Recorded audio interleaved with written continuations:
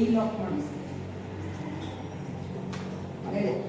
ನೋಡ್ರಿ ಇದನ್ನ ತಟಸ್ಥೀಕರಣ ಕ್ರಿಯೆ. ಈ ಕಡೆ ನೋಡಪ್ಪ, ತಟಸ್ಥೀಕರಣ ಕ್ರಿಯೆ ನ್ಯೂಟ್ರಲೈಸೇಷನ್ ರಿಯಾಕ್ಷನ್ ಅಂತ ಹೇಳ್ತೀವಿ. ಇಲ್ಲಿ ಆಮ್ಲ ಮತ್ತು ಪ್ರತ್ಯಾಮ್ಲ. ಬೆಳಿಗ್ಗೆ ನಿಮ್ಗೆ ಆಮ್ಲದ ಉದಾಹರಣೆ ಕೊಟ್ಟೆ, HCl ಹೈಡ್ರೋಕ್ಲೋರಿಕ್ ಆಮ್ಲ, H2SO4 ಸಲ್ಫ್ಯೂರಿಕ್ ಆಮ್ಲ. ಹೌದಾ? ಆಮ್ಲಗಳು. ಪ್ರತ್ಯಾಮ್ಲಗಳು ಅಂತಂದ್ರೆ NaOH. OH ಇರಬೇಕು. ಪ್ರತ್ಯಾಮ್ಲ ಅಂದ್ರೆ ಏನಿರಬೇಕು? OH. Na ಅಂದ್ರೆ ಏನು? ಸೋಡಿಯಂ. OH ಅಂದ್ರೆ ಹೈಡ್ರಾಕ್ಸೈಡ್. MgOH. Mg ಅಂದ್ರೆ ಮ್ಯಾಗ್ನೀಷಿಯಂ, OH ಅಂದ್ರೆ ಹೈಡ್ರಾಕ್ಸೈಡ್. ಇದು ಪ್ರತ್ಯಾಮ್ಲ ಅಥವಾ ಬೇಸ್. ಇಲ್ಲಿ ಆಮ್ಲ ಮತ್ತು ಪ್ರತ್ಯಾಮ್ಲ ಎರಡು ವರ್ತಿಸಿ ಇಲ್ಲಿ ಆಮ್ಲ ಏನ್ ತಗೊಂಡಿದ್ದಾರೆ? ಆಸಿಡ್. ಇದನ್ನ HCl ತಗೊಂಡಿದ್ದಾರೆ. ಇಲ್ಲಿ ಆಮ್ಲ ಇದೆ. ಹೌದಾ? HCl ಹೈಡ್ರೋಕ್ಲೋರಿಕ್ ಆಮ್ಲ, ಆಸಿಡ್. ಆಮೇಲೆ ಪ್ರತ್ಯಾಮ್ಲ ಯಾವ ತಗೊಂಡಿದ್ದಾರೆ? NaOH. ಏನ್ ತಗೊಂಡಿದ್ದಾರೆ? NaOH. ಆಮ್ಲ ಪ್ರತ್ಯಾಮ್ಲ ಎರಡು ರಿಯಾಕ್ಟ್ ಮಾಡ್ತವೆ, ಪ್ರತಿವರ್ತಿಸಿ ಏನ್ ಕೊಡುತ್ತೆ? ಲವಣ ಮತ್ತು ನೀರು. ಇಲ್ಲಿ ತಪ್ಪು ಬರ್ದಿದ್ದೀನಿ, ಚಾಪೀಸ್ ಎಲ್ಲೋ ಐತ್ರಪ್ಪ. ಲವಣ ಮತ್ತು ನೀರನ್ನ ಕೊಡುತ್ತೆ. ಪಾಸ್ ಮಾಡಿ. ನೋಡ್ರಿ, ತಟಸ್ಥೀಕರಣ ಕ್ರಿಯೆ, ನ್ಯೂಟ್ರಲೈಸೇಷನ್ ರಿಯಾಕ್ಷನ್.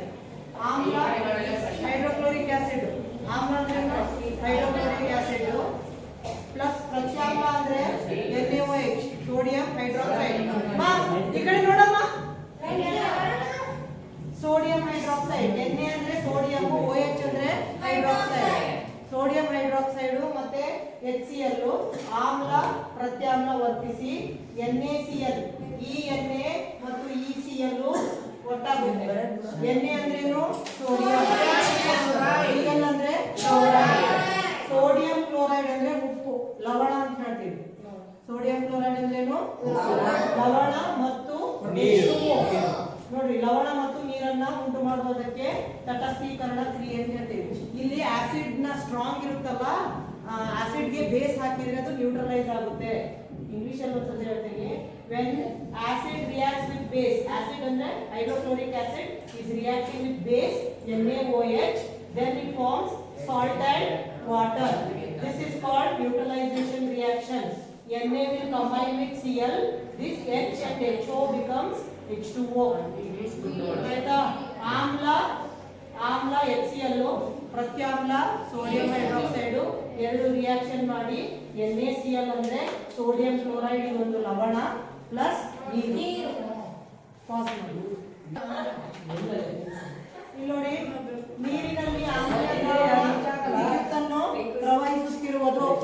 ಇಲ್ಲಿ ನೋಡಿ, ಇಲ್ಲಿ ನೋಡ, ನಾನು ಬೈದಿದ್ದೆ ಬರ್ಲಿ ವಿಡಿಯೋದಲ್ಲಿ, ಅದೇ ಹಾಕ್ತೀನಿ ನಿಮ್ಗೆ. ನೀರಿನಲ್ಲಿ ಆಮ್ಲೀಯ ದ್ರಾವಣ ವಿದ್ಯುತ್ತನ್ನು ಪ್ರವಹಿಸುತ್ತಿರುವುದು. ಇಲ್ಲಿ ಒಂದು ಗ್ಲಾಸ್ ಬೀಕರ್ ತಗೋಬೇಕು, ಗಾಜಿನ ಬೀಕರ್ ತಗೋಬೇಕು. ಸ್ಟಾಪ್ ಮಾಡ್ರಿ, ಬರೆಯೋದು ಈ ಕಡೆ ನೋಡ್ರಿ. ಆಮೇಲೆ ಇದರಲ್ಲಿ ಹೈಡ್ರೋಕ್ಲೋರಿಕ್ ಆಮ್ಲ ತಗೋಬೇಕು. HCl ಅಂದ್ರೆ ಯಾವ ಆಮ್ಲ? ಹೈಡ್ರೋಕ್ಲೋರಿಕ್. ಆಮೇಲೆ ಸಾರರಿಕ್ತ ಹೈಡ್ರೋಕ್ಲೋರಿಕ್ ಆಮ್ಲ ಅಂದ್ರೆ, ಸಾರರಿಕ್ತ ಅಂದ್ರೆ ಸ್ವಲ್ಪ ನೀರ್ ಆಡ್ ಮಾಡಿರ್ತೀವಿ. ಏನ್ ಆಡ್ ಮಾಡಿರ್ತೀವಿ? ನೀರ್ ಆಡ್ ಮಾಡಿರೋ HCl ದ್ರಾವಣ, ಹೈಡ್ರೋಕ್ಲೋರಿಕ್ ದ್ರಾವಣವನ್ನ ತಗೋಬೇಕು.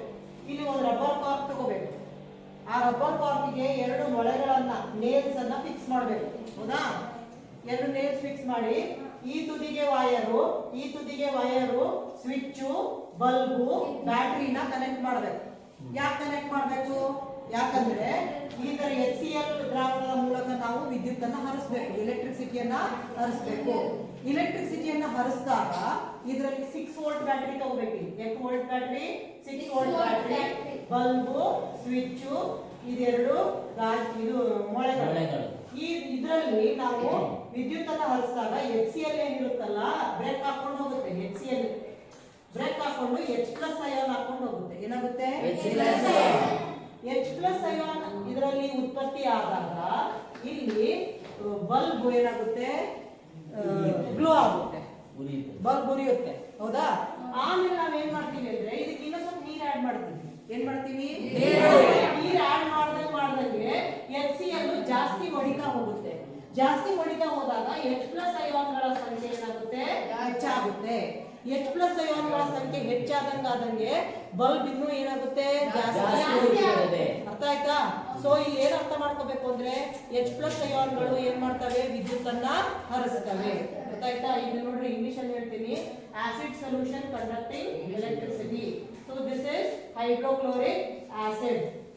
Dilute hydrochloric acid means we are adding some water to it.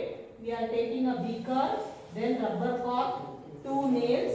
For these 2 nails we are attaching a conducting wire, battery, bulb and a switch.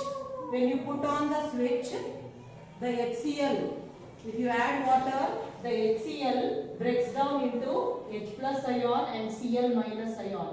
So when there are more H+ ions, then the bulb will glow more, then the conduction of electricity is more. If you add some more water to the solution, more H+ ions are produced. See here, HCl, it breaks into H+ and Cl- ion.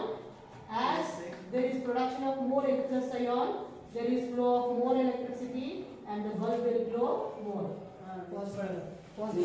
English medium ಹಾಕ್ತೀರಾ? ಗುರುಗು ಹಾಕ್ತೀನಿ. ಹಾಕ್ರಿ.